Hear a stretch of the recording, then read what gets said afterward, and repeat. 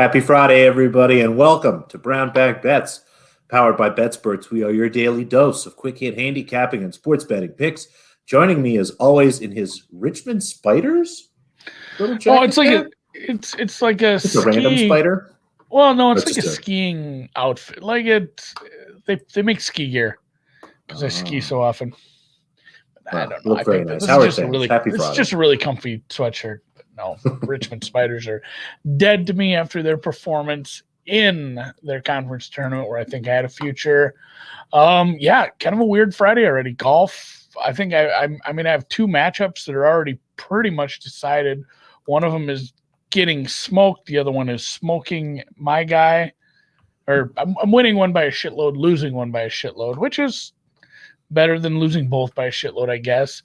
I've watched the Bobcat video 300 times, and I've been involved in now about a 30-minute ongoing conversation about the Askren, Jake Paul, Logan Paul. I don't even know which Paul it is. One of the blonde kids. I think one was on The Masked Singer, the other one is boxing. So whichever one it is, and I mean, we've just gone around in circles on that because he's he's a YouTuber, but he also is pretty effing jacked. And then it just keeps going back and forth. Well, he beat, a diminutive NBA player with no boxing experience and some other YouTuber. It's like, well, Askren sucks on his feet. It's like, yeah, but he's also been in combat sports forever. Like, it's not something I want to bet on. I might just bet knockout for both guys and hope somebody just gets popped really hard for a few bucks. That's fun. Yeah, that's and I actually read an article that made a pretty decent case for the over.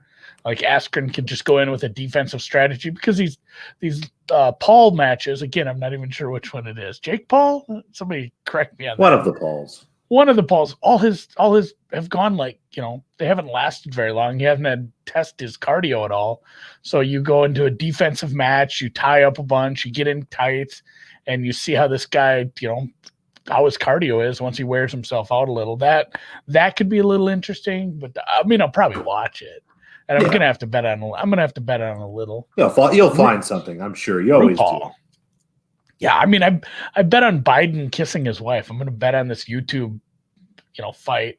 So, it's the line is probably right now. Like, Paul should be favored, but it's starting to get away. Like, if you want to bet the UFC guy, I think you can probably wait. I think it's just going to keep getting juice. So if you want to take Ben, you can probably get a bigger number eventually here.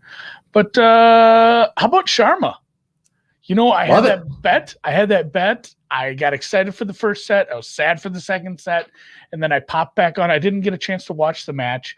I popped back on to Flash Score, and I saw she was down 4-1 in the third set, and I unstarred her ass. Unstarred. You're off my flag, because I don't even want to get the notification that she lost 2-1. And I go back to look at some men's matches to figure out the times, and it automatically pops up on the last screen you're on. I see she won. I said, well, what the shit? This is lovely. This is why you don't watch women's tennis. No. Look, you just let the bets finish up. But that was a nice win. I got plus 110 on that. I'm sure some people maybe even found better numbers. That was probably about as good as you can find. But plus 110 on that. My golf stuff, I gave out like 2 days ago, which I could have given out yesterday. They were all afternoon matchups. Not a single one of my daily matchups started until like 1 in the afternoon.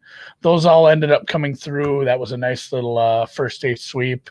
I even played an extra Kirk matchup from a buddy that really liked him against Benny On. So really nice day for me on the golf links. If it weren't for Cam Smith going nuclear, that kind of sucks. Although I do at this moment have 2 out of my 6 outrights tied for first. Obviously, it is 10:35 on a Wednesday. That doesn't mean a whole hill of beans right now, but Connors and Morikawa playing well. Answer 1 shot back. So a couple of these guys aren't playing too bad. I just need Billy Horschel. Got a lot of names up there at the top. Go away, Billy Horschel. So, but yeah, Friday Super Show, Friday Freeform Super Show. Let's get back into the NBA. You were scared yesterday. You couldn't do it. You wouldn't pull the trigger. We're back today. We're back. You got side and a total. side and a total, an under and an underdog here. Big slate tonight. It should actually be fun because there was only 4 games last night. A lot of teams had the night off to rest.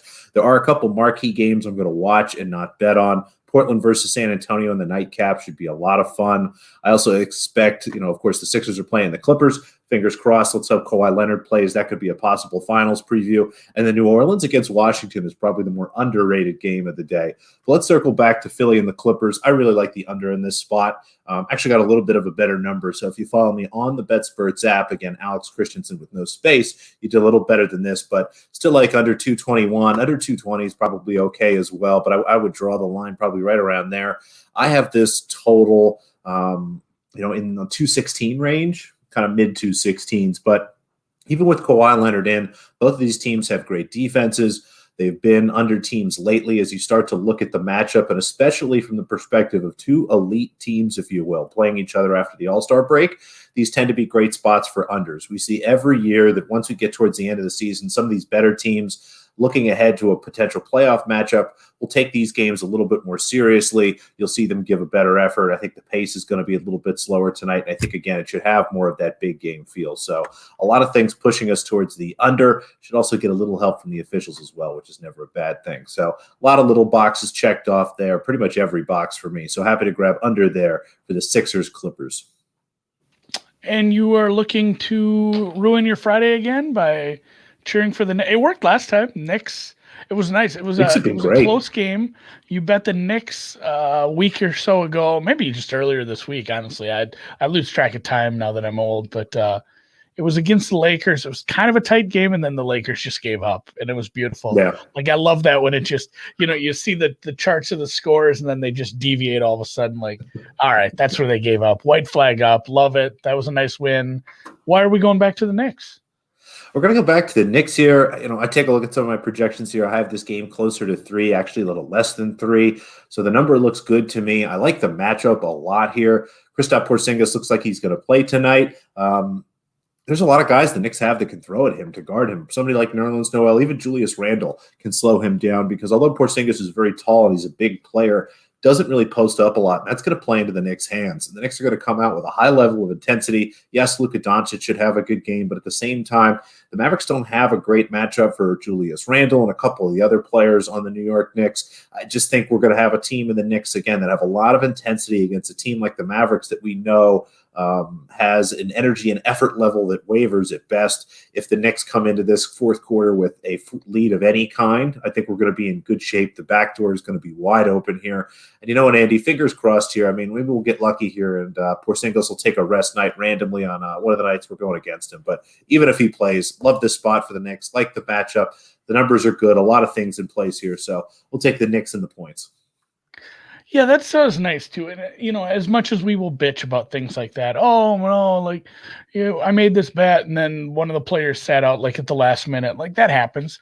But if you make enough bets on the NBA or any sport, like it's going to happen the other way. You're going to have variance on your side one of these times. Like I mean, you did have that once with the Warriors.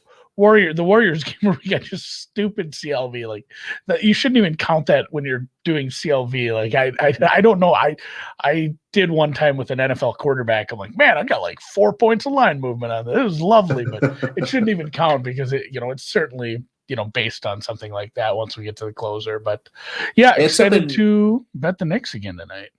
That's something you have to think about, something you have to prepare for, and you start to go crazy at some points, but just look at the scenarios, look at the schedule, look at who's coming up, look what they've done recently. Again, Porzingis is somebody that isn't on the injury report, and then all of a sudden before the game sometimes will be coming out. So you got to just start to keep lists of players like that and just take time and make sure that whatever side you're on, you're either okay if everyone plays or it's to your advantage if they don't.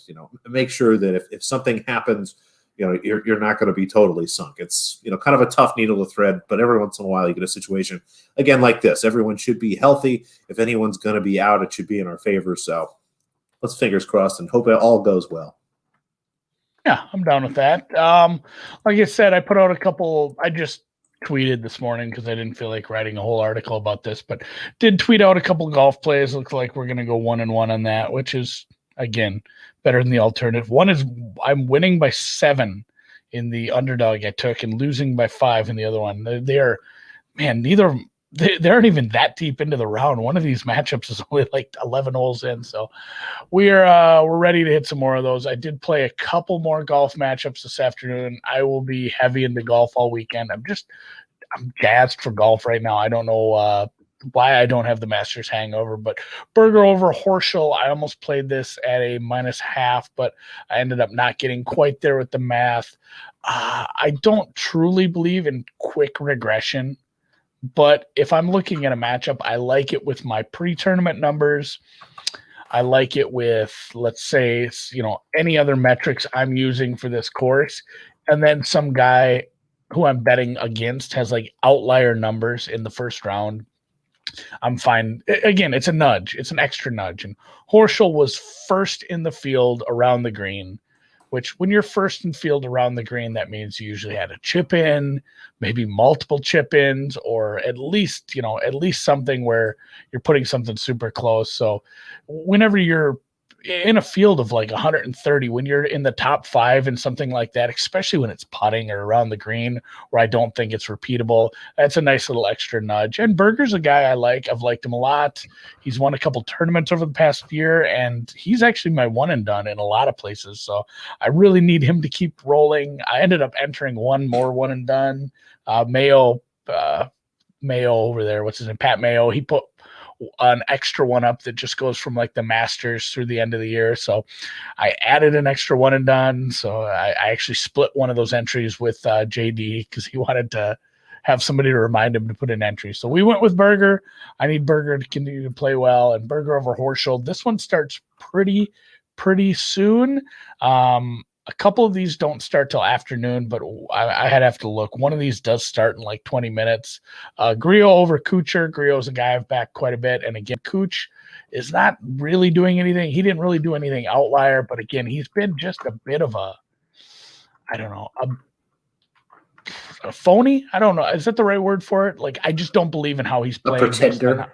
Yeah, he's a pretender based on his numbers. And I mean, he ended up under par. But his approach shots were great. Like, if he's not going to convert on that, he's not going to play well. Yeah, his ball striking was good, but again, I kind of have him as a phony. This is just more of a pre-tournament number fade. And then Doug Gim, I haven't even checked how where is he? He's under par. I bet him at like almost 200 to 1, but Gim over Knox. These both men are, I think, -1 right now. This is one where Knox, I believe, had not only, I hated him outright, but yeah, Knox is 4th in the field right now for strokes gained in round 1 on approach. He's not a bad approach player. He's not a bad irons player, but he's not someone who's going to keep that up for the whole tournament. So again, a nice little nudge on that. He played a little better than he probably should have in the first round, and I like Dougie Gim here, so I actually should look at what Gim finished. And it's funny because Gim again, he gained a bunch too. I guess I can use it both ways. If I'm going to use it for me, I'll use it against me. Like, Gim and Knox both had really good approach days, but I do think it's more conducive to Gim having a day like that. He had a really good, not only first, second, the whole tournament down at the Players. He had a really good round, a really good tournament as far as approach. He can do that in a tournament like this. So I'm looking at more of him being able to keep that up compared to a guy like Mr. Knox. And yeah, I'll have 3rd and 4th round stuff out, and hopefully I hit an outright. I haven't hit an outright for a long time.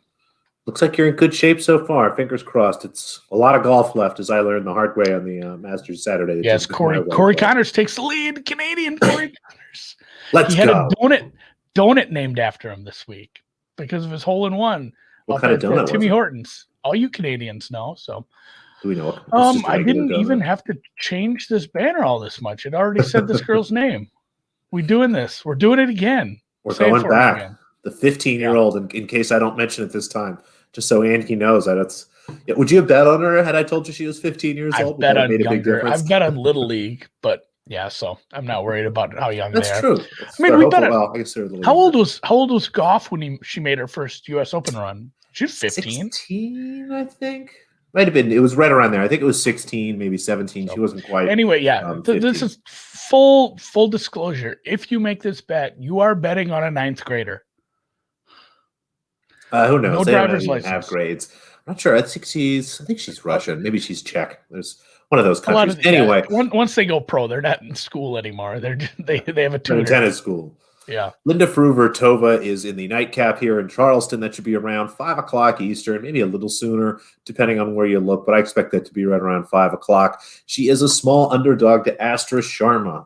If you listened earlier in the week, I took Astra Sharma actually outright to win this tournament at 40-1, and this isn't even really a hedge. I was just looking at the matchups this morning, and I like the spot for Fruver-Tova based on the way Sharma's played, based on the way Fruver-Tova's played this week. Looking at past statistics, a lot of indicators here for me. I would line this match at a pick-em. Basically, I'd hang minus 110 each way. So happy to take the underdog here at plus 120. Just a lot of value on her. She continues to play very well. We thought that she would have a down match last time out against Emma Navarro, another good young upcoming player, but played well. Closed out the match. I think it was 6-4, 6-3. Very comfortable win for her, and she looks solid on these courts. So happy to take her in a match that I have at a coin flip. So we'll take the underdog, Andy. I get down with that. I trust you. I trust you on this.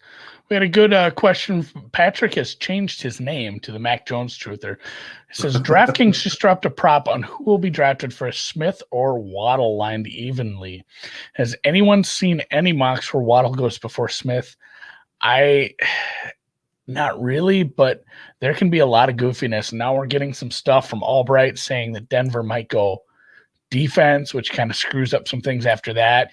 If Denver goes defense, that could mess up what we get from Philly. I think Dallas would still go defense. They'd still go corner, but it could mess up what happens. If two corners go before Philly gets there, I don't know. Like, just because Philly's so bad at drafting receivers, like they might end up just going to I'll take a look at this one for sure. And I'm about to get into some more NFL, but that's interesting. I like these it's like horse matchups. I love matchups. Like when they have some of these guys that their draft ranges are somewhere similar, or they're a little further down. And it's this is a good one, but I would still lean obviously towards Smith, especially at that price. Yeah. Devs 1996 says Field is now the favorite to go number 3. Yes. If you paid attention yesterday and you joined in, you got a good number because Mac Jones's number has over 3.5 has gone up. Fields to go to the Niners has gone down. I got some good prices on those yesterday. I bet them earlier in the week as well. Like those, he is now the favorite to go number 3 to San Francisco.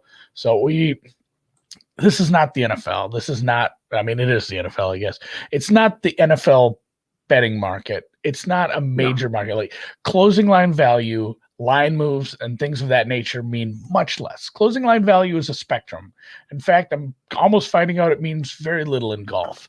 But on an NFL side or total, it means a ton. Whereas, you'll see movement all day. It doesn't. Some of these places are only letting you bet $50. So they get, a flurry of bets on one side. Those are max bets, I guess, and it only takes a feather touch to move some of these. So it'll be interesting to see how this market shapes up over the next week. We're entering this guy has character issues or this guy has a nagging injury territory. We're entering shitty mock drafts are starting to roll in. People are smoking marijuana. Yeah, we're starting to get towards the place where people are putting their final mocks out, and those are usually the better ones. So it'll be cool to see those. This slide sucks. I made a bad slide, but it was a tweet that just came out this morning. Hat tip to Dave Behrman over ESPN. He put this out. I went on Will Hill and I can't find these, but I couldn't find these odds. He said they're up. I went to like 4 different states. He says William Hill has regular season win totals up. So these are what they're hanging off the bat.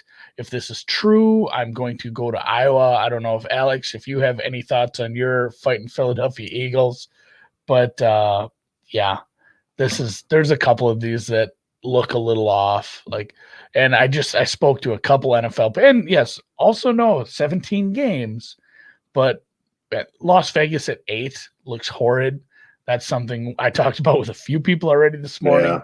We spoke about that on the deep dive Wednesday with Mr. Solek, how they've made some additions on defense, but none that were like good enough to make them not want to actually draft there as well. And then another point made by Solek was, it's very, very difficult for a rookie defender to play well and make a big difference. So Vegas's defense will continue to be bad, and their offense is probably going to take a step back. This is going to be a rough team. And especially if Denver is able to get a quarterback somehow, that just exacerbates the Raiders' problem. So that's mine. I talked to Suma this morning. That's one of his favorites as well. We can't get this anywhere near 8th. I might head down to Waterloo. I don't even have to. I don't see it at our legal will here in Pennsylvania. But if that pops up, that's I think that's a great wager. Yeah, so Las Vegas under. I'd love to hear your thoughts on any of those. Hit us in the Twitter sphere if you have a hard. And it's wild seeing a 12, but again, a 12 it's not the same 12 as last year. It's a slight difference. There is an extra game, but yeah, I mean, you have some high ones there. Luckily, you can always bet unders here if you really want to. Houston at 5 is pretty funny, all things considered. Just Carolina how that team was a couple years. Yeah, there will be some overs I'll be taking here, but yeah, and there will never be another 7-9 record. It'll be 7-9-1 from here on out. And Mr. Fuji brings up a good point. Yeah, Jeremiah's mock is pretty good. Kuiper's mock is, especially now, that's the big difference. Maybe we didn't get into this enough during the podcast. Maybe we'll touch on this next week. Like this week, people put out bad mock drafts, and it's on purpose. Like the people that aren't really taking it seriously, the media types, they're for clicks. Like they put out something wild for clicks, and then in their final mock draft that they put out, it's something more reasonable. Like you'll see it's hot takes in the form of a mock draft. That's what you're seeing this week. So look up and Patrick says DK has win totals up for a while. I'll have to pop over there for sure. 7.5. 7.5. If they are 7.5 at DraftKings, I'm assuming, and that's what sucked about this tweet. There were no prices. For all I know, it could be Las Vegas minus 200. Yeah, that's not a play. But even at 7.5 at reasonable juice, I'm in on that. It's looking like a 6-11 season, 5-12. So look how quickly I adjusted to the 17 game season. I love it. It's good. You're doing good. It's really much faster than your transition from San Diego to Los Angeles. Yeah, I'm still not there. Still not there, guys. But yeah, that'll probably do it. We'll get more into those as we go here. I'll be making NFL offseason bets throughout the spring and summer, as I always do, starting to build that portfolio. And it'll be a nice way to spend the weekend. Yeah, around seeing when that stuff opens up. It's gonna be cold this weekend again, so I might be indoors just reading NFL stuff. And that's all we have for today. Are you going to have a good weekend? I'm going to think so. Weekend. I don't have anything crazy going on. I'm having lunch with my mommy on tomorrow. We're going to take her out to lunch, me and my fiance, Tori, and then they're going to go shopping. Maybe I'll join them for a little bit. Who knows? Depends what store they walk into. The two of them will take anywhere from an hour to 4 hours to wander around various places. So we'll see how my attention span is. I need to prep a raised bed to establish a strawberry patch. There's going to be soil testing. There will be soil amendment. There will be mixing sand in. There'll be a lot of things going on. 10 years ago, I would have been like, me and the boys are going to go down to the bar and drink vodka Red Bulls until we invariably get in a fight with a bouncer. Times have changed. I am washed. Now, yeah, a lot of gardening and NFL stuff this weekend. So we'll catch you Monday. Thanks for the hang. And yeah, I will let you know once regular season win totals are up at our partner WinBet, and then you can make your. I wouldn't rank. Actually, you know what? I'm going to say, don't make a regular season win total bet with the risk. No, you don't want to season-long bet sitting, like that. You don't want that sitting there that long. Make it. They do have some fun draft props, and it does vary by. It varies by municipality. They have exact order of the first three up. They have trifectas up at some. I think the Jersey book does. The Michigan one doesn't. It's a little different. No draft props in PA. Check that out. But yeah, we'll see you Monday. Thanks, guys.